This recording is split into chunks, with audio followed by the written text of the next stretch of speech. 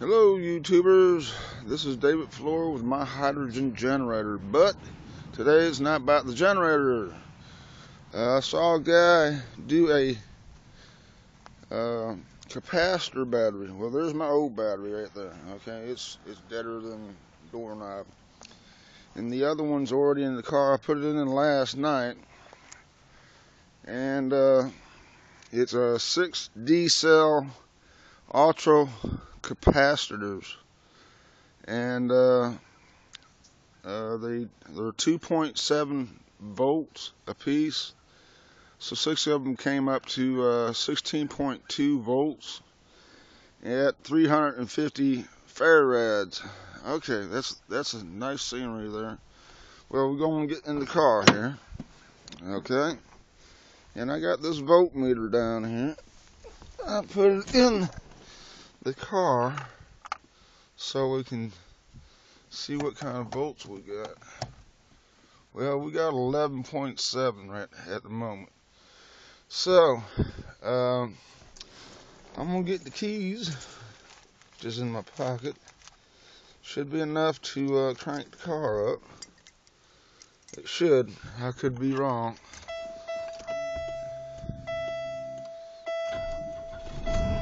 Okay, crank the car up. You see it's gone down, and it will build back up. See how fast it builds back up? Okay. Right back up. Well, of course, that's the alternator going. But we can go to inside the car and get this thing opened up and show you my battery that I built. Okay.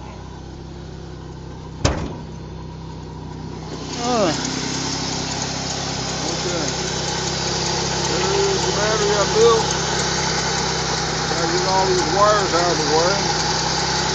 There's 6 of them put together. I put that liquid tape on top of them to waterproof it. And then I got the ATV battery, which is a little tiny thing, as you can see. See how tiny it is, a little tiny ATV battery. But that is a 12 volt battery. I got the capacitors in a series, and then I got the ATV battery parallel to the series. The small battery is just for the computer, because I'm gonna have to have power for it 24/7. I don't have the hydrogen generator in here at the moment because it's been sitting here all winter. I had to park it for a little while, so I decided to take it out of the car. The reason was I parked it. I just didn't want it in here. So here's my new battery, the one I built. That's what I started the car with. And there's the battery I did start the car with. And you see the difference in size. A whole lot of difference in size, okay? That's 38 pounds. And that's about 5 pounds. So this is really light. Really light. You see how I got it hooked up.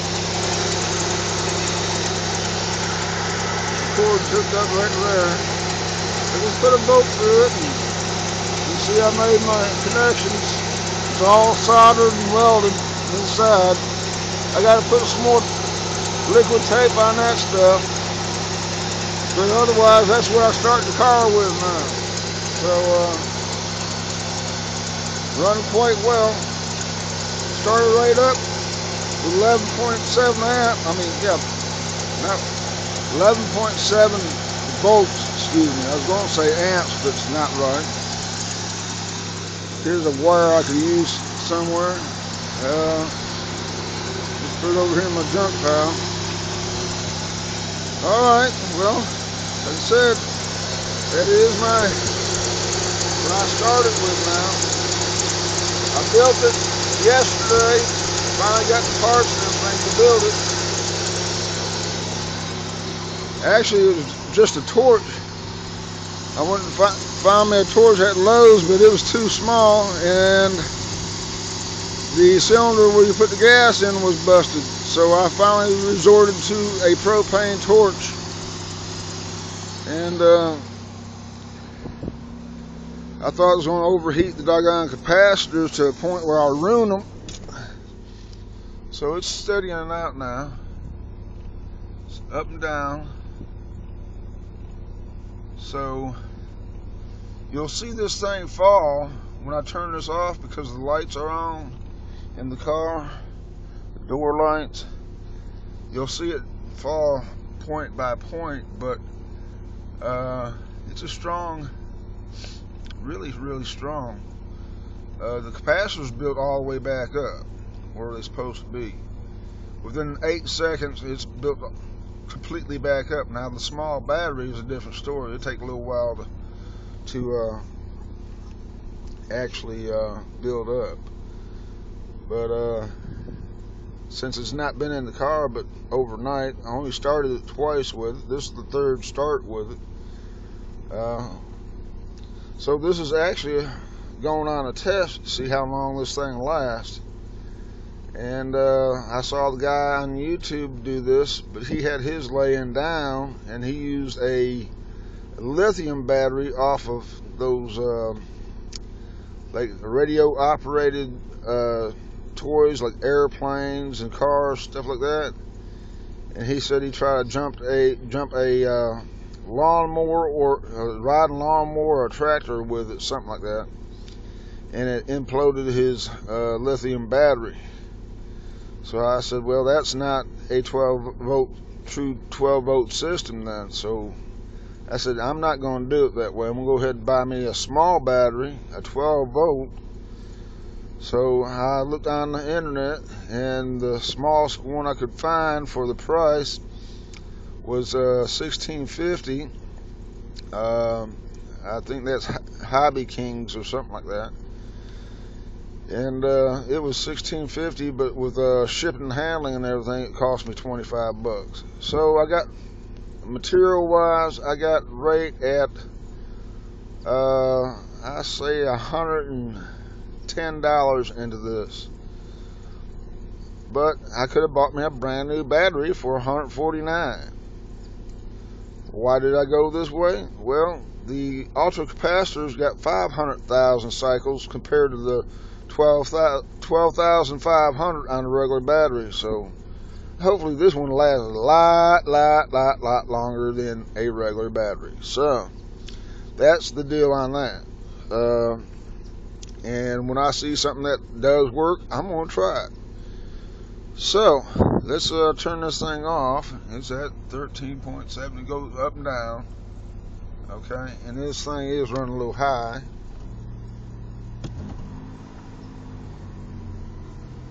Okay, come on down.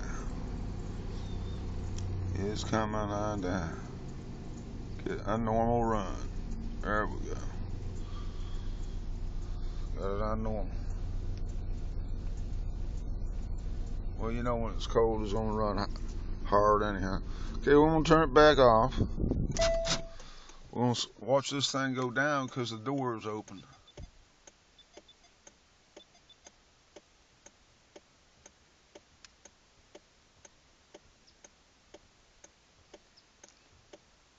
Okay, I'm gonna just try to turn it back on.